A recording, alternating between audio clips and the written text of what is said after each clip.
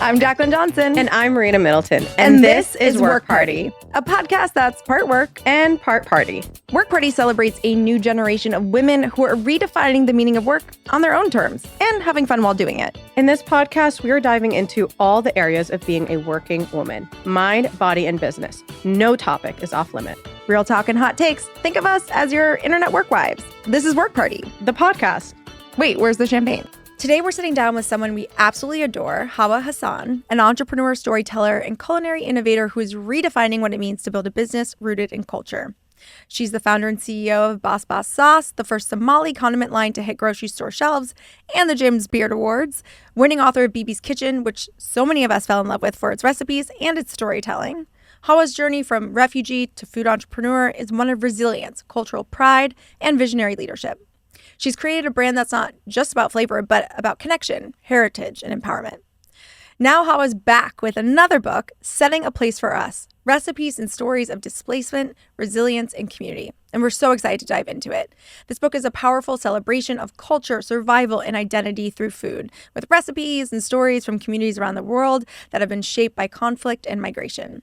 So today's conversation, we're exploring how she brings authenticity to the forefront, how she's reshaping the narrative around food and identity, and why storytelling is central to everything Hawa creates. Welcome to the show. Thank you so much for having me. We're so excited. Well, let's kick it off with Basbaas. So tell us a little bit about creating that line, what went into it, all the things. Yeah. So in 2014, I guess a bit before that, I was tired of my own life. I was sick of feeling othered. I'd been strained from my family for many years because of civil unrest. And so I had just been wrestling with the idea of how do I tell a better story about who I was. You know, I was Somali, but I was raised in Seattle. I was a basketball player. I was a model. I was the girl next door. But I was so much more than that. I was one of 10 kids, and I was my mother's eldest daughter. And these things that I'd never taken part of, right? Mm-hmm. And so in 2014, I rented out my apartment in Fort Greene, Brooklyn, packed up all my stuff, and moved to Norway, where my family had been settled. And I started telling my mom this idea about telling better stories because I hadn't heard anybody with my own story. And so I felt other even in my personal life. And my mom, who's an entrepreneur, kept saying, I wanted to be a part of the UN. And she was like, oh. You know, she just was so unamused by my desire to want to help others. And she was like, you should start a business. And that summer I had taken my Vitamix with me, and I was blending these hot sauces for dinner every night. And so when I came back, I started to think about what does it look like to inch your way onto the American dining table? How do you have conversations? And I just kept coming back to, if you present something really delicious, you can disarm people and you can go deeper. So that's how the sauces came to be. I love it. And so talk to us from blender to fruition, because I think that's the part that people get stuck on. You can make something really delicious, but then how do you get it bottled? Blender to bottle, I guess. I was very lucky in that I had made friends with people in New York. New York is a melting pot. So even if you feel, othered or whatever, or a weirdo in your hometown, you can come here and be one of many. And so I had a lot of friends who'd gone to Harvard Business School and went to law school at Yale. And that was the community I was roaming amongst every night at nightclubs and, at cafes. And so I called a friend up and I said, Chike, I'm going to do this thing. And he said, his exact words, what a small idea. But he gave me a nugget that I hung on to. He said, create a business plan so you can have a map for the way forward.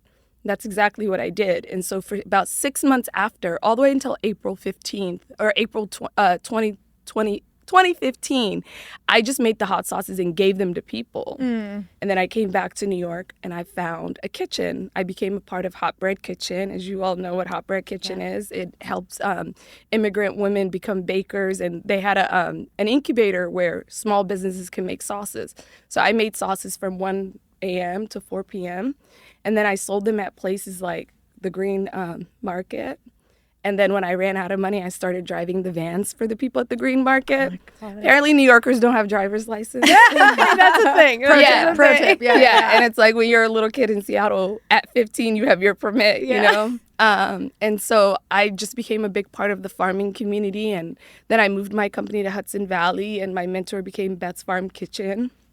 a woman named Beth Linsky, and she's still one of my best friends still today. And so I just kept rolling from there. Yeah. That's how it went from blender to bottle. But I love that. I love that there's been so many people along the way that have helped you out. I think that's like a big thing. I think a lot of times when you're starting something, you feel very alone and isolated, Totally. but like asking for help is such a crucial part. Yeah, and I love it. You know, even before we started recording, you like were running here, and you're like, "Sorry, I was helping this German family find their way," and it's like helping people has been such a big part of your story. It just seems like who you are to your core, and you touched on that a little bit before you started your journey. And so I just wanted to recognize that because it's really amazing to see that it's like truly just like to your core, a part of your character. So I love that.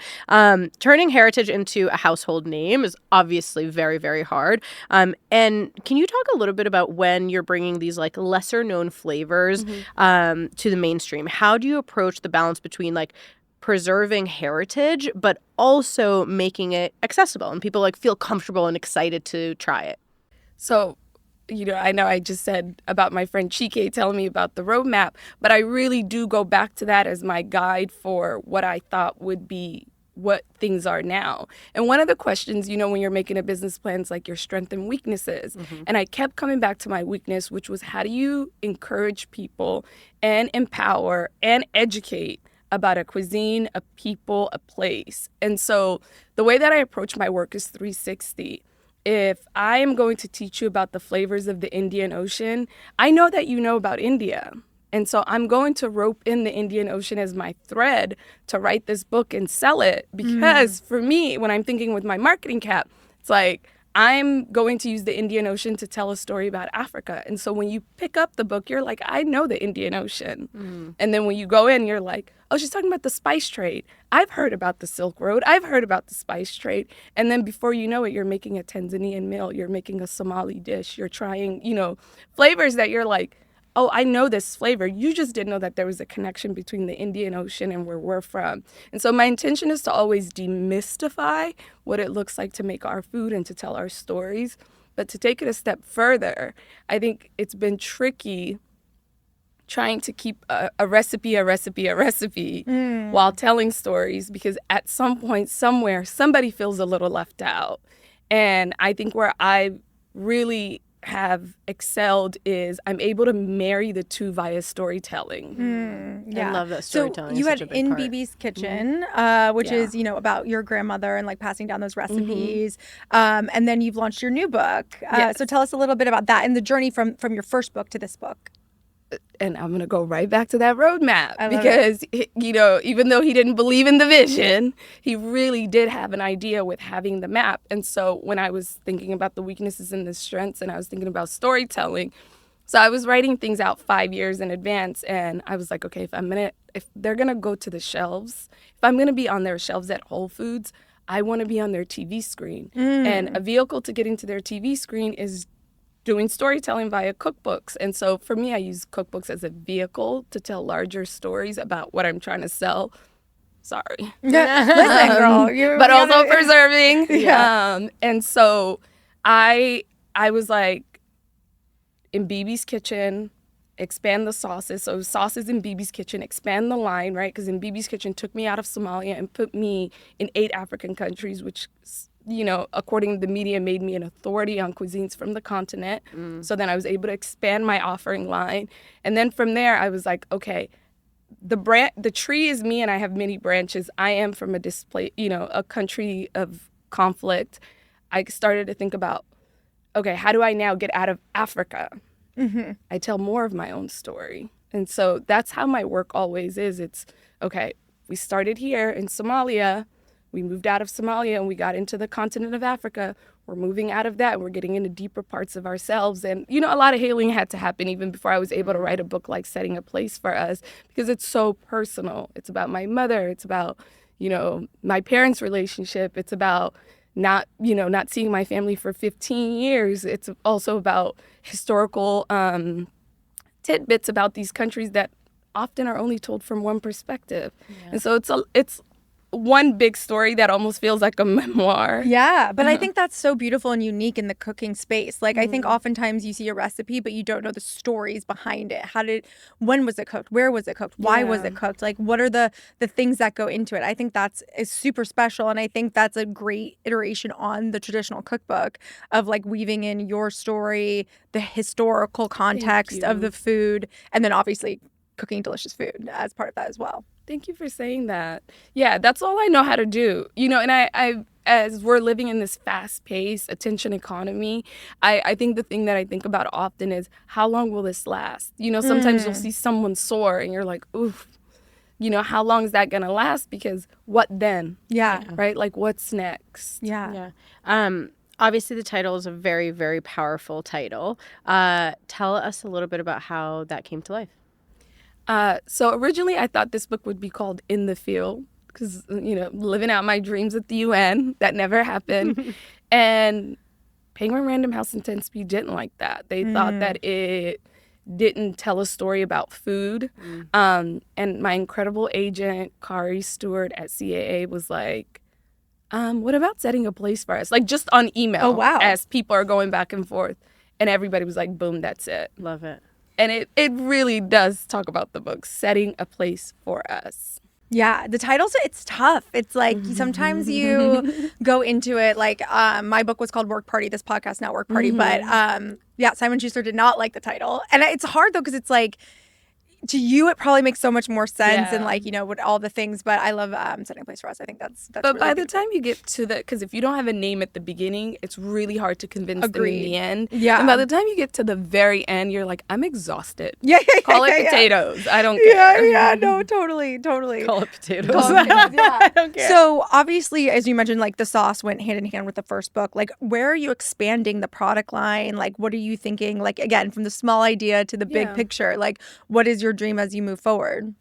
Well, currently I'm working on creating a holding company, which will allow all my business and endeavors to be under one.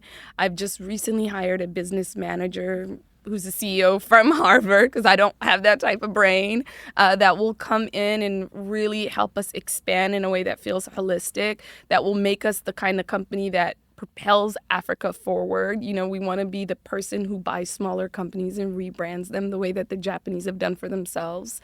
And so that's where we are now. But currently, we're just trying to expand our footprint. Yeah, I love the holding company model. So I'm such a fan. I tell everyone Such to a do fan. No, I'm such a psycho. Yeah. I'm like I let's didn't do know it was a holding big company. deal. And now I'm like, oh my God, everybody's doing it. It allows you a lot of freedom. And I think it Yes. also, so basically, for those listening that might not know what a holding company is, so you can create this one larger holding company with multiple brands underneath it. So you can have, I'm making this up, but like the sauce line, the book line, the pan line, The content line. yeah, exactly. Like all the things, the media company, whatever. Totally. Like there's all these things that you can do underneath it. And what's nice about that is a few different things. One is like you can, if you want to get venture capital or raise money, you can raise against one thing on that, one line on that company, which is nice. You can also sell things independently. So if you want an acquisition, it's easier to acquire.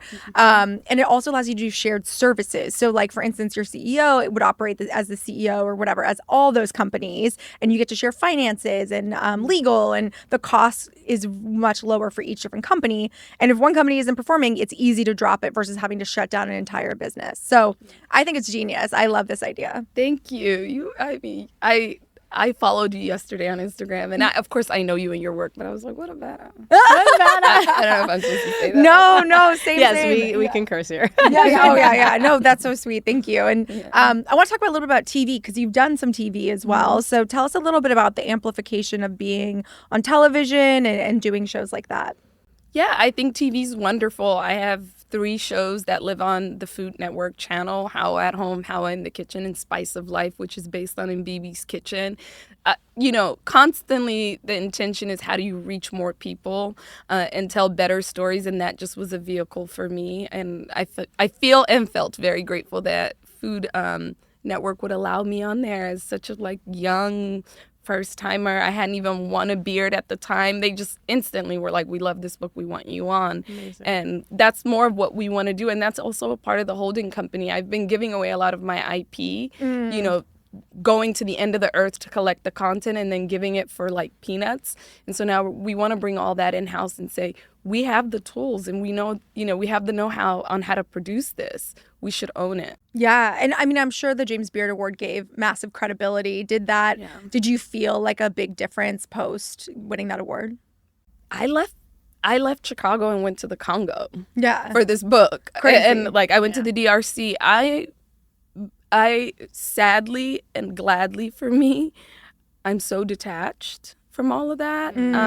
But I want to spend more time this year in celebration. Yeah, I'm sure. Yeah, but I think that's how it goes as an entrepreneur is like you have to do all the hard work up front on your own dime, on your own accord, and then it gets recognized and then you're able to do more things again with a little bit more power, a little bit more money, a little bit more everything. But it does take that leap of like I always say with Create and Cultivate, like when we were talking about the early days, I was like, I gave away everything for free. Like as much value as I could provide to women because I wanted to be that resource that they came to so that like if and when we charged, they were like, of course, like you've been there for me. Yeah, they see the value in the hard work that you've done. Yeah, I love that so much. I mean, you talk about storytelling so much, and I love that you're this intention this year of being, in celebration and being present. Can we talk a little bit about maybe the emotions that came up when you are sharing some of those stories because you've lived these stories, right?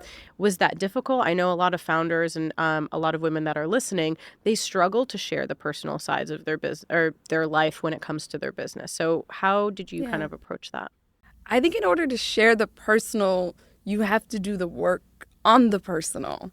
And so if you haven't healed your own story and if you can't sell your story if you've not done the work to like nurture and nurse the bits of you that are wounded. And honestly, making this book, there were parts of me, and I talk about this on my Instagram, where I thought that I had put it to bed. And I was like, oh no, I still feel abandoned, and that came up. But it was a matter of just working through it. And I also I've got an incredible husband who is my best friend. And while I was making this book, we weren't even engaged. And he's somebody who is able to ground me. So I think being around people who ground you, also people who are constantly reminding you of your power when you're struggling to find the value within yourself has been very powerful for me. And then the other thing is like just not buying into the voices inside your head that say you're not good enough or that you're not worthy of telling this story because, you're not even healed from it. So you're, through and through creative, right? Like you're a storyteller, creative, community builder, all those things. Oftentimes that doesn't go hand in hand with the business brain. Like you kind of mentioned, like you've been leveraging your resources, especially like, all your friends from Harvard Business School, which is amazing. But what advice would you give to someone who is that creative, is that storyteller, but struggling to see or get into the business world? I think learn everything about the business that you're trying to launch. And even if it's difficult for you, and I'll say this, like I love the business aspect more than I love anything. I come from, my father is an entrepreneur. My mother is an entrepreneur. When the war happened, my father owned probably more real estate in Somalia than most people, I think anybody. I could say that here. I don't quote me, but I'm positive. And my mother the same. But as soon as the war started, he switched over to livestock. Same thing with my mom. We were in the refugee camp and she was selling dry goods. She was like she always understood need. Yeah. And she always understood the temperature of where people were. And I think sometimes, especially now, we get into this idea that everybody should be an entrepreneur. Everybody should not be an entrepreneur. No. Everybody should not be a content creator. Everybody should not be in front of the camera. We need the people that excel behind the camera to be that. We need the people that are great at accounting to be that, And so first, ask yourself, why do you even want to be an entrepreneur? And then second, I would say, do everything you can to learn everything about what that job is. I feel like that's one soundbite that we're just going to keep replaying, that not everybody needs to be an entrepreneur. And you've tapped a lot of people, it sounds like, in your life. You've talked a lot about, Harvard grad friends and everybody that, thinks differently. And you just touched very quickly about pivoting. What was one of the things that you took a risk on or a decision that you made that was pivotal and you're like, oh, okay, this actually did work out? I think having the nerve to want to pitch in Bibi's kitchen. So in 2017, I sent Julia Turshen, who helped to structure this book, I sent her a text. I said, hey, I'm in talks with some people about writing a book. Was I in talks? I love that. Fake it till you make it, babe. Yeah, I think one person from Faydon had taken me out to lunch or something, but I was in talks. Okay? Yeah. And I told her, I said, it's about grandmothers, it's about the Indian Ocean, it's about 8 African countries. And she said, I'll do anything to help you bring it to life. And so then I quickly attached her to the project because I knew that if Julia was in it, editors would die for it. And then I think ultimately that became who I am now. I think if I were, and at the time, founders weren't face forwarding. And for me, I get that from modeling. Yeah. You know, I'm like, I have this skill from modeling. I would push papers if I needed to, you know? Yeah. So I would say the pivot into cookbook writing. Yeah. Shooting your shot too. Right. I think that like you never know. Like that's awesome. Yeah. Well, if someone wanted to kind of learn a little bit more about you, see what you're doing, where do they find you and what's next for you? I think Hawa Hassan on all platforms, and then basbaasfoods.com. And what's next for me? Well, the tour. I go on a tour in about 4 weeks, and I think this book will find its audience and its home, and it'll inspire and do what it needs to do, and probably becoming a mother. Ooh, that's a big one. I love that. So we have Setting a Place for Us available assumably everywhere. Small bookstores. Yeah, check it out.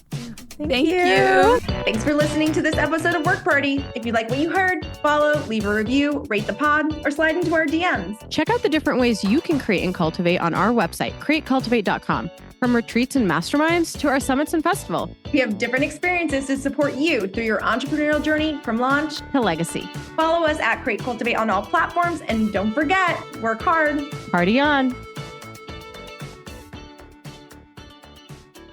Please note that this episode may contain paid endorsements and advertisements for products and services. Individuals on the show may have a direct or indirect financial interest in products or services referred to in this episode.